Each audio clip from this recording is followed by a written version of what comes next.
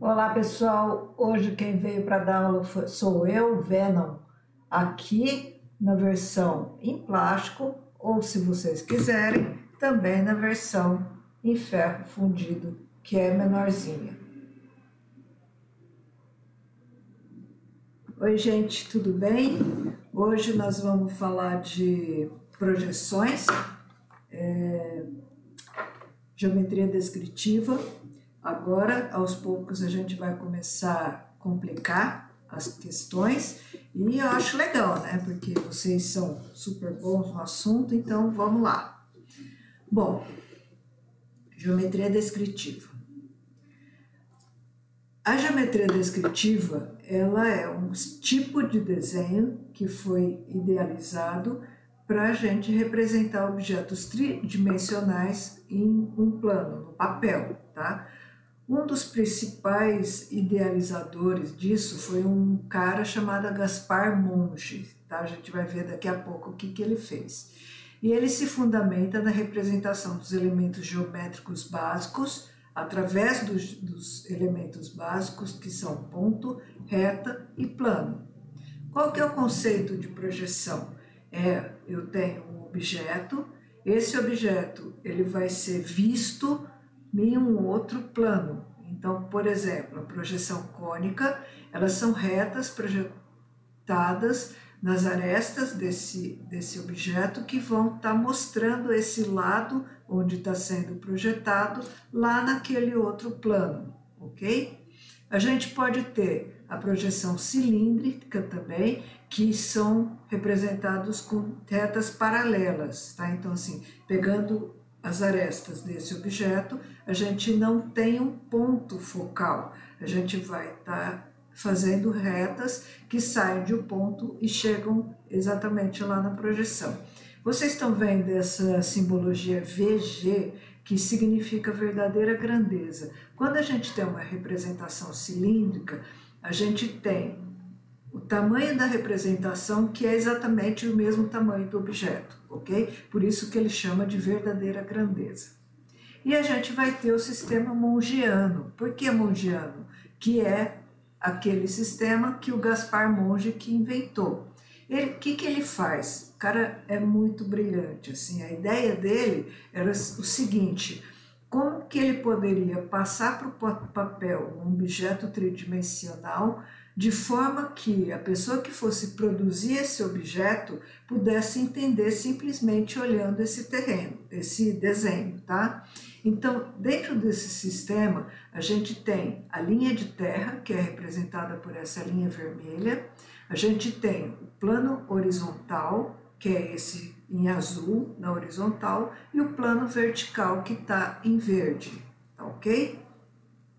No sistema mongiano, a gente tem 4 diedros, que são os 4 eixos que a gente chama, né?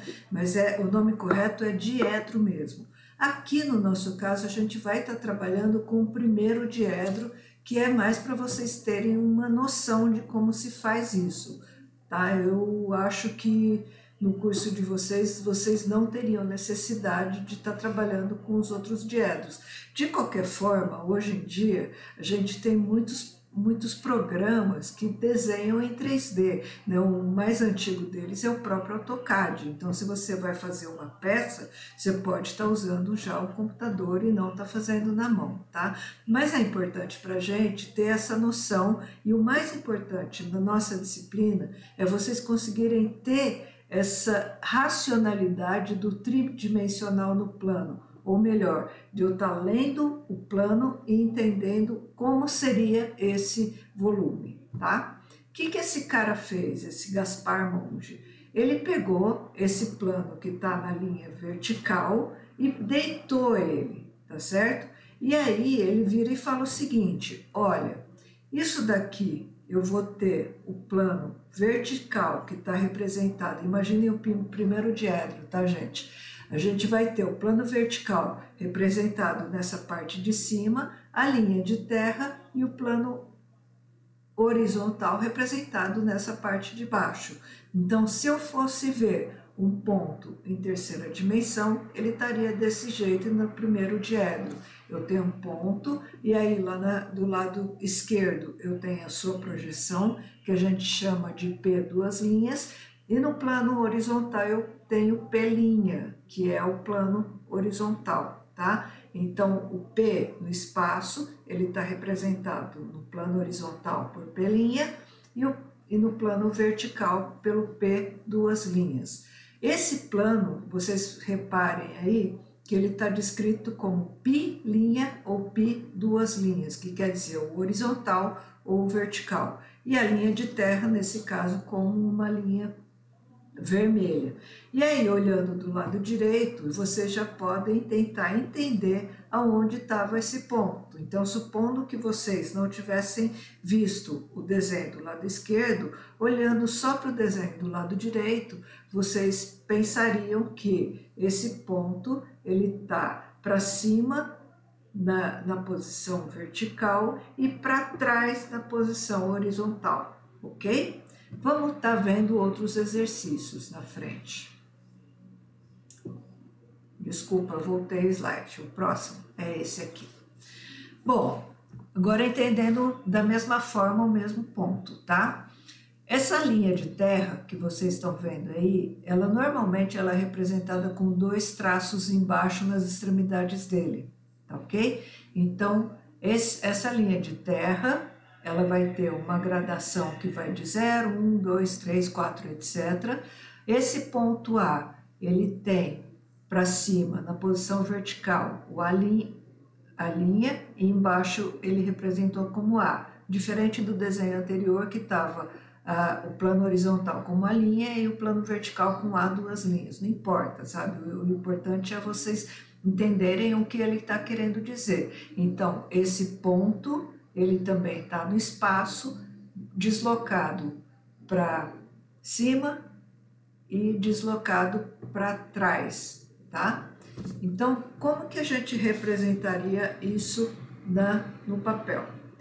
Bom, vamos ver esse mesmo ponto, como que ele ficou. Eu tenho a linha de terra graduada, e eu tenho uma distância do ponto zero até aonde está o ponto A. Isso eu vou chamar de abscissa ou de X. Essa distância que está entre a linha de terra para baixo, eu vou chamar de afastamento ou Y, tá? E a distância para cima eu chamo de cota ou Z. Isso é importante porque na hora que vocês tiverem que desenhar algum ponto, e se eu der essas dimensões de x, y e z, vocês vão ter que imaginar e colocar no papel aonde está esse ponto, ok? Próximo. Então, voltando de novo, né? Então, eu tenho aquela distância do x que está na linha de terra, esse ponto de afastamento que é o y e a cota que é o z que está para cima, ou linha de chamada, que é esse sistema a gente chama de épura, tá, gente? Esse sistema de colocar o plano vertical e o plano horizontal em um plano só, a gente chama de épura, tá ok? Então, no sistema mongiano, eu tenho esses dois planos, o horizontal e o vertical, e eu posso também criar um terceiro plano que vai estar aqui, entre os meus dois planos, como está representado nesse desenho, né? Então, eu tenho plano vertical, plano horizontal e um terceiro plano que estaria nessa posição aqui, ok? Que a gente chama de plano lateral. Para eu conseguir entender aonde está esse objeto no plano lateral, eu tenho que prolongar o ponto que está na projeção horizontal até minha linha na lateral aí, tá? Prolongar o P2 até a linha lateral e vamos lá.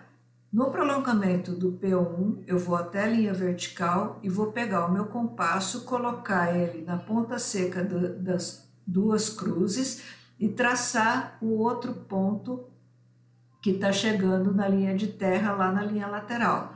Então, isso na verdade é só para eu ver a distância entre essa parte de baixo e a parte que vai estar distante lá no plano lateral, tá? E aí subo uma reta. No P2, que é o plano na vertical, eu vou estar prolongando ele até essa linha vertical. Se vocês não entenderem, digam, a gente pode tentar fazer isso de uma outra forma, mais na prática, tá? Vamos em frente. Tendo esse conceito, a gente agora vai imaginar um objeto, tá? Então, imaginem que um objeto, ele está no espaço e eu tenho plano horizontal, plano vertical e esse plano lateral. Como que vão ser essas projeções nesses diferentes planos? No caso, aparece aí do lado. Eu peguei as prolongações, tá? Repeti as distâncias e fui subindo as retas. Simplesmente isso. Então, a projeção do plano lateral vai ser essa lateral que está voltada para cá, para o lado esquerdo daí de vocês, tá ok? Muito bem. Projeções ortográficas nada mais são do que a imagem dessa face que eu estou vendo, tá? Então, lembrem lá, a imagem frontal vai ser essa que está aqui em VF, tá? Representada do lado direito como VF.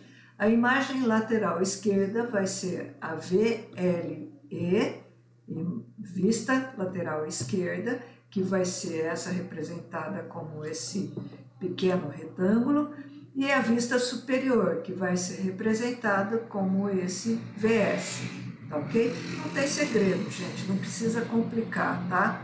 Assim, o mais importante, volto a dizer, é essa racionalidade de vocês conseguirem ver esse desenho, esse objeto retângulo como o volume, tá ok? Vamos em frente.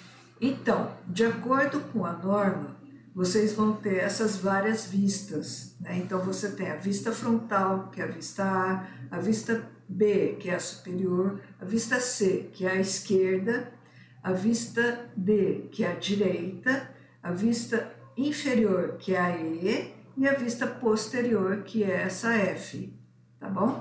Mas, ilustrativamente, talvez vocês entendam esse desenho, que são esses repartimentos como se a gente estivesse desenhando essas vistas em um plano, tá ok? Reparem que, por exemplo, na vista A, eu tenho aquela parte que é inclinada. Ela é representada com uma linha e outra linha, tá ok? Na vista C, a linha que é tracejada, na verdade, ela é a projeção daquele degrauzinho que está do lado direito. Então, a vista C, ela é a vista esquerda, que está indo daqui para lá, tá? E eu, olhando daqui para lá, eu tenho que saber que existe uma projeção lá embaixo, tá? Uma coisa que eu não estou vendo na vista, mas ela existe lá, tá bom? E assim por diante. Voltando, fazendo uma retrospectiva aí das linhas, tá? As linhas grossas, a linha contínua, a gente representa arestas e contornos visíveis. A linha tracejada, arestas e contornos não visíveis. Tracejada, ponto, cortes e secções. Linhas finas, contínua, linha de chamada, cota, achura e auxiliares. Traço, ponto, eixos de simetria. E linha de ruptura que tem essa quebradinha aí, tá bom? Vamos aos exercícios. Aqui está o exemplo da épura, e aí vocês vão ter que colocar nessa épura os pontos nominados aí do lado esquerdo. Então, por exemplo, o ponto A, ele tem x3, y2 e z0. Então, o primeiro ponto, que é o 3, eu vou chegar lá no 3, certo?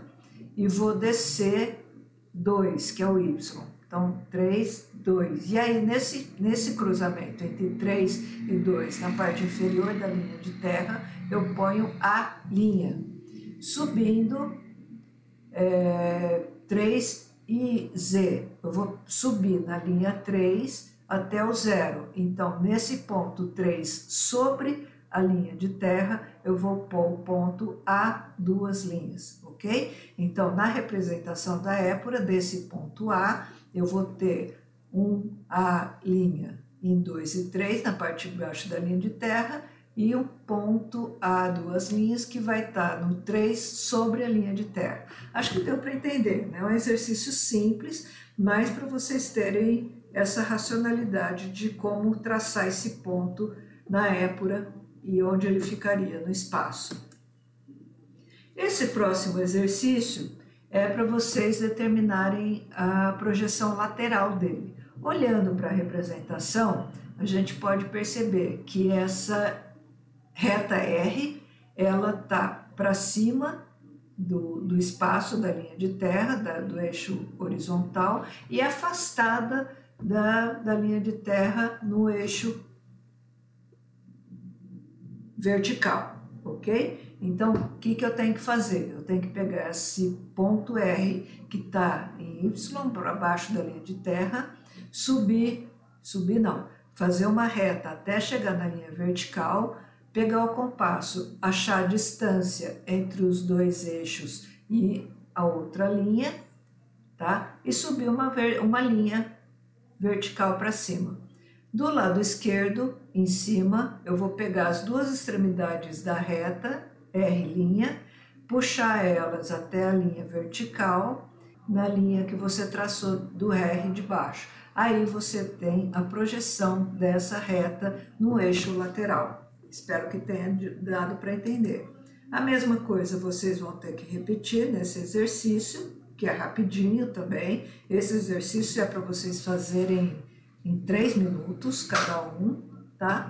E esse daqui é um exercício um pouquinho mais difícil, que vocês não precisam necessariamente desenhar esse objeto, vocês vão ter que usar ele como base para estar fazendo vista frontal, vista lateral esquerda, vista lateral direita e vista superior. Lembrando que quando vocês forem fazer a vista lateral direita, vocês vão ter que colocar as linhas de projeção, tá? Que são as linhas que vocês não estão vendo pela lateral direita, mas que elas existem, ok? Ok, por hoje é só. E aí volto aqui de novo, Venom, falando um beijo para vocês e se cuidem, tá? Tchau!